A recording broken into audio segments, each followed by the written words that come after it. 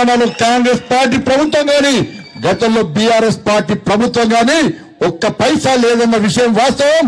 నేను సవాల్ చేస్తున్నా, ప్రతి పైసా లెక్క తీసుకొని వస్తాం.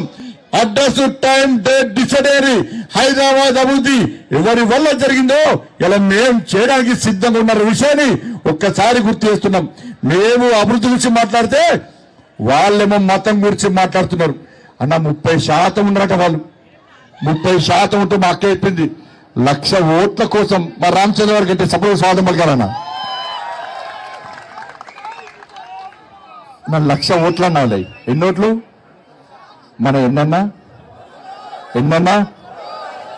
ఇలా అక్బరుద్దీన్ ఓవైసీ ఎవరో తెలుసా అన్న? రెడ్డి అయినా రావేనా మా సంఖ నాకాల్సిందే, నా ఇంకా రావాల్సిందే అన్నాడు. వీళ్ళ బతికెక్కడా నా బతుకు.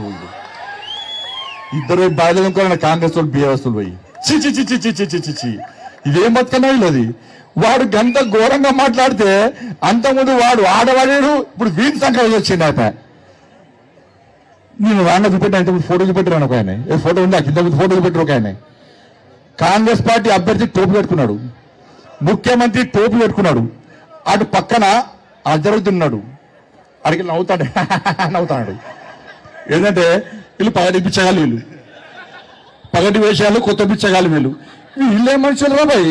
నేనే టోపీ పెట్టుకోలే, టోపీ పెట్టుకోవాల్సి పెట్టుకోలే, ఎవరు పెట్టుకుంటారు పెట్టుకున్నాడు టోపీ. వాడు అవుతున్నాడు, వీడు మా ఓట్ల కోసం మా చుట్టూ గిట్లా తిరుగుతారా వీళ్ళు అని కలిసాను నాకు. నేనన్నా రేవంత్ రెడ్డి ఇలా అజరుద్దీన్కి టోపీ పెట్టకుండా నువ్వు పెట్టుకున్నావు చూసినావా, నాకు వేణుమాధవి గుర్తొచ్చింది అన్న.